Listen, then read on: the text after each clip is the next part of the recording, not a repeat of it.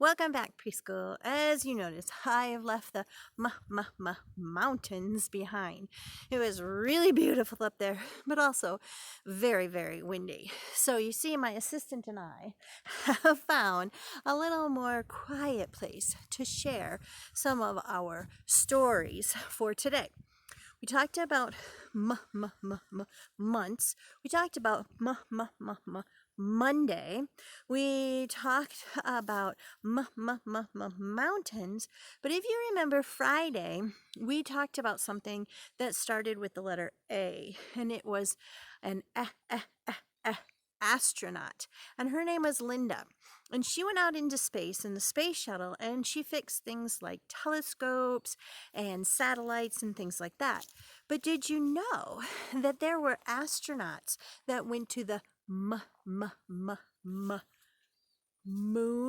Do you see that beautiful letter M right there? Moon. Now I'm going to tell you right now, this is a big kid book. This book has way too many words for us, but the pictures in it are really, really cool. And I wanted to talk about the moon, since we had just talked about astronauts. So we won't be reading this whole entire book together, but the pictures are super, super cool. So first of all, one of the things that you noticed about today was it was super, super duper windy. On the moon, there is no wind. So a long time ago, way back when the astronauts first got to set foot on the moon, the footprints that they left behind are still there because there is no wind to blow them away, to dirty up all this sand. The footprints that they left a long time ago are still right there, just because there is no wind on the moon. So we have this beautiful picture here of the Earth. That is the Earth. Usually we're on the Earth looking at the beautiful moon, but in this case we're on the moon taking a look at the beautiful Earth. And our president at the time was President Nixon. And he said, because of what you have done, the heavens have become a part of man's world. For one priceless moment in the whole history of man, all the people on this earth are truly one. And he said this to the astronauts that were named Neil Armstrong and Buzz Aldrin because they had set foot on the moon. Now, of course, they had to get ready and they prepared. They had a big rocket that was going to blast them off into space, and so that they were going to able to go to the moon. And these guys had to train. Do you remember how Linda had to train in the swimming pool to learn just how to fix that telescope just right? Well, here we have a picture of Buzz Aldrin right here. And he is learning, he's trying to experiment on how he is going to wearing his helmet and wearing all his gear to pick up moon rocks. Because it's not like just us going out and being able to pick up a rock off the ground with our hands. First of all, no one's ever been to the moon before. So they didn't know when they stepped off, are they going to go boop and sink into the ground? Or was it going to be super hard? Would the rocks, because of gravity, feel different? They had no idea what they were going to do. So it was super hard to be practicing for things they didn't even know what it was going to be like. So here they are getting ready to go. And this is what he looked like in his real spacesuit. Now they had a Saturn V rocket, and you remember we talked about all the different pieces and parts. Look at all the difference in pieces and parts of their rocket. Let's see if we can count them all together. It's going to be tough. You ready? There was 1, 2, 3, 4, 5, 6 pieces of their rocket. Wow. And this is what it looked like when it blasted off on its way to the moon. So cool. And here they go, off into space, going to the moon. They had not been there before. And you remember how we talked about they had to eat special food because your peas would float all over the space capsule? So here is a picture right here, hope you can see it, of their food. It doesn't look really great and tasty, but I guess that's okay. And people everywhere, people all over the world were watching it on TV.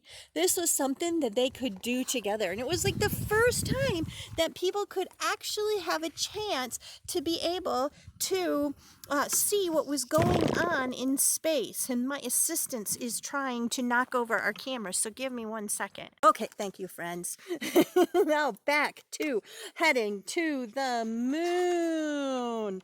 Look as they're getting closer and closer and closer to the moon. Here is the special capsule that's going to take them down to the surface of the moon. Is the surface of the moon really smooth? Oh no, look at all those craters. So they don't have the same atmosphere that we do. So a lot more of the craters are caused, hope you can see that, by an asteroid this landing one after one onto the moon, because asteroids, if you remember if you remember Friday, Linda talked about the special tiles that were on her spacecraft. That way, when they came back through the atmosphere, they wouldn't burn up. Well, that happens to things like asteroids that are coming to the Earth and they want to go, but they burn up before they reach us. The moon doesn't have that kind of atmosphere, so they get to go right into the surface of the moon. And this is the lunar module. That's a crazy word, isn't it? Lunar module. Now, the regular spaceship kept going and orbiting around while they broke apart and went in with this special module. Oh, that starts with the letter M too, doesn't it? Module took them down to the face of the moon. And they called that the Eagle. So this special space module was called the Eagle. And once it had touched down on the moon, they said, the Eagle has landed. Can you say that with me? The Eagle has landed. That's right. And here they go, ready to step outside the module and actually touch the moon. And if you look here, they were trying to collect moon rocks. There are those famous steps right there, footprints that will never go away because there is no wind on the earth, on the moon. And here, look at this beautiful picture of our Earth reflected in the astronaut's helmet from the moon.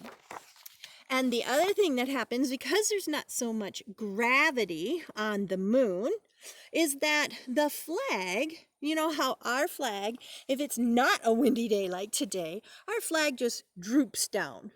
Well, in space, because there's less gravity, it just floats back up.